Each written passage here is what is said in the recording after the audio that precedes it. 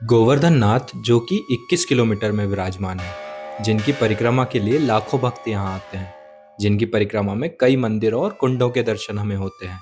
तो आज की इस वीडियो में हम संपूर्ण 21 किलोमीटर की पैदल परिक्रमा करेंगे और साथ ही आपको भी दर्शन कराएंगे सारे मंदिरों और कुंडों के, जिससे घर बैठे आपकी भी मानसिक परिक्रमा हो जाएगी।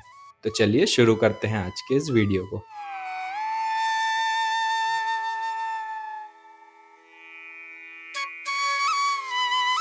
अभी हम पहुंच चुके हैं दान घाटी मंदिर, जहां से परिक्रमा स्टार्ट की जाती है। धरण की जय। तो अभी हम लोगों की दंडौती परिक्रमा कल संपूर्ण हो गई थी इसी स्थान पर। उसके बाद एक पैदल परिक्रमा लगाई जाती है गिरिराज जी की।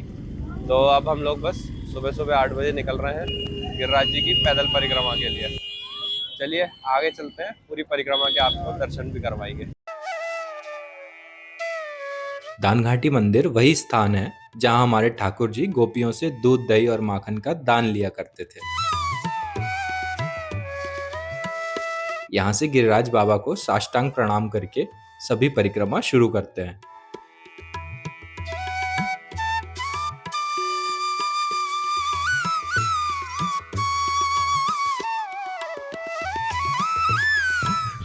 पूरी परिक्रमा मार्ग में इस टाइप से बोर्ड्स लगे हुए होते हैं जिसमें लिखा होता है कि आपकी परिक्रमा कितनी हो गई है और कितनी शेष है।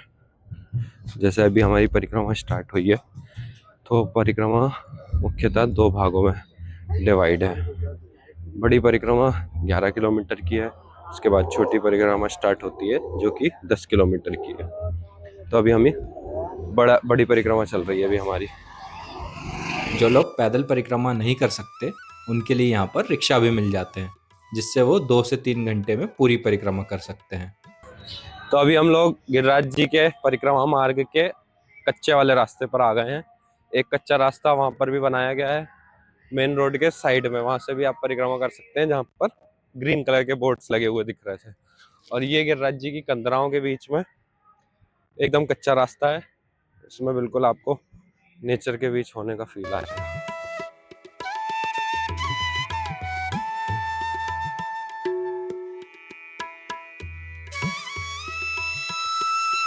परिक्रमा में हमें दर्शन होते हैं संकर्षण कुंड के। यहाँ गेट पर हमें बलदाऊ जी के दर्शन होते हैं। चलिए अंदर कुंड में दर्शन और आचमन करते हैं। जब ठाकुर जी ने 7 दिनों तक गिरिराज जी अपनी छोटी उंगली पर उठाए, तो सारा जल इसी कुंड में आकर इकट्ठा हुआ था।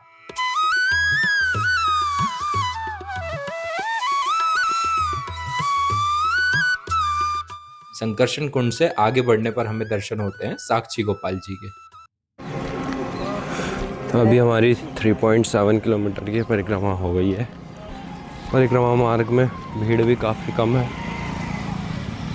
कल पूर्णिमा थी तो काफ़ी भीड़ थी परिक्रमा मार्ग में। आज सुबह के टाइम पर भीड़ काफ़ी कम है।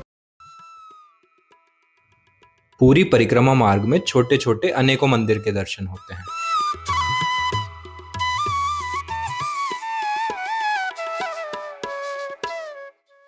फाइव 5.6 किलोमीटर परिक्रमा संपूर्ण होने के बाद सबसे पहला पड़ाव आता है हमारा पूंछरी का लौठा। तो अभी हम लोग पहुंच गए हैं पूंछरी का लौठा।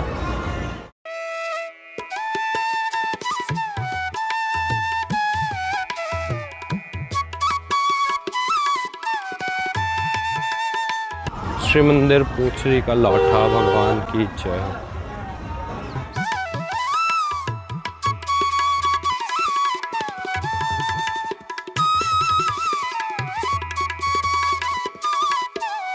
पूंछरी के लौठा जी को हनुमान जी का रूप माना जाता है, जो यहाँ परिक्रमा लगाने आए भक्तों की हाजिरी लगाते हैं।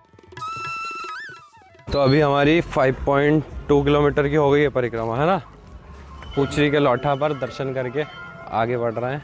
अब नेक्स्ट स्टॉप होगा हमारा जतिपुरा मुखारबिंद का। जतिपुरा से ठीक पहले पड़ता है श्रीनाथ जी का ये मंदिर। तो अभी हम जा रहे हैं श्रीनाथ जी के दर्शन के लिए।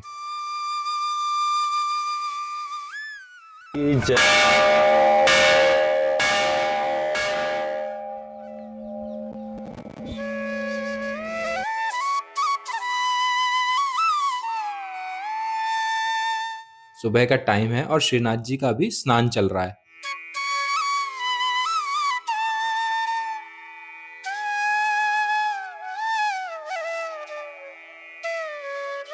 तो चलिए यहाँ से आगे बढ़ते हैं जतिपुरा मुखारविंद के लिए।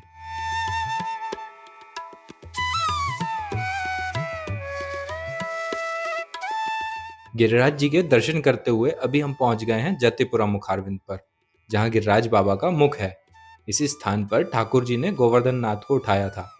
यहाँ सुबह के समय बाबा जी को दूध चढ़ता है और शाम के समय यहाँ श्रीनाथ जी का श्रृंगार होता है।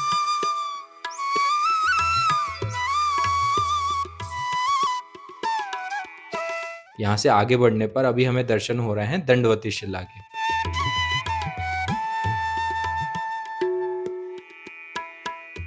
पैदल परिक्रमा लगभग 6 से 7 घंटे में पूरी हो जाती है, अगर आप ज्यादा देर कहीं रेस्ट ना करें तो।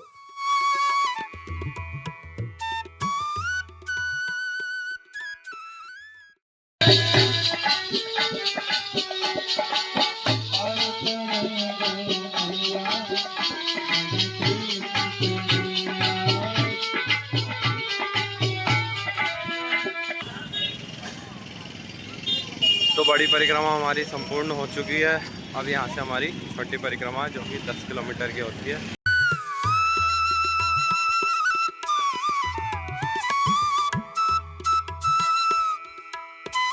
छोटी परिक्रमा में कुछ किलोमीटर तक हमें छोटी छोटी गलियों और मार्केट से होकर गुजरना होता है। उसके बाद वापस परिक्रमा मार्ग स्टार्ट हो जाता है।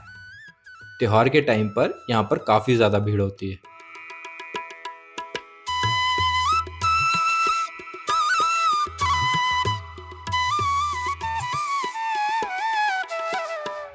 अभी हम पहुंच चुके हैं उद्धव कुंड, जहां उद्धव जी ने गोपियों को ज्ञान दिया था और कहते हैं यहाँ उद्धव जी आज भी विराजमान है।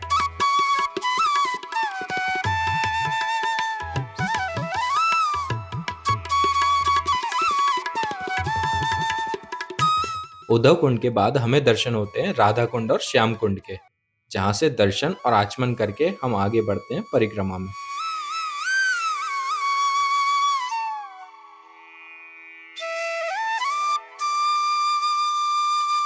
परिक्रमा हम पहुंच चुके हैं कुसुम सरोवर तक। इसके बाद अगला पड़ाव होगा हमारा मानसी गंगा। आपको कुसुम सरोवर के दर्शन कराते हैं। कुसुम सरोवर वही पवित्र स्थान है जहां हमारी राधा रानी और ठाकुर जी मिला करते थे। अभी हमारी दंडवती परिक्रमा कंप्लीट हुई है, जो कि दंडवत करते हुए हमने लगाई है, और इसको कंप्लीट करने में हमें 7 दिन लगे, और उसके बाद ही हम अब ये पैदल परिक्रमा कर रहे हैं। तो डिस्क्रिप्शन में आपको दंडवती परिक्रमा की प्लेलिस्ट की लिंक मिल जाएगी, जहां से आप दंडवती के कंप्लीट वीडियोस भी देख सकते हैं। यहाँ से आगे बढ़कर अंतिम पड़ाव में अब हम पहुंच जाते हैं मानसी गंगा। जी हाँ, मानसी गंगा वही स्थान है जहाँ ठाकुर जी ने अपने मन से गंगा जी को प्रकट किया था। यहाँ स्नान और आचमन करके गंगा स्नान का पुण्य मिलता है।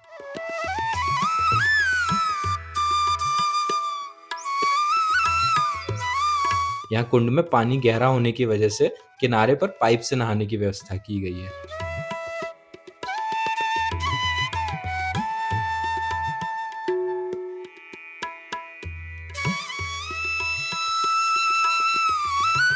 यहाँ से दर्शन करके आगे बढ़कर हम पहुंच जाते हैं दानघाटी मंदिर, जहाँ से हमने अपनी परिक्रमा शुरू की थी, और यहाँ पहुंचकर हमारी 21 किलोमीटर की परिक्रमा पूर्ण होती है। क्या आपने भी परिक्रमा लगाई है या लगाने वाले हैं? कमेंट्स में ज़रूर बताइए आपका एक्सपीरियंस। मिलते हैं नेक्स्ट वीडियो में। राधे राधे।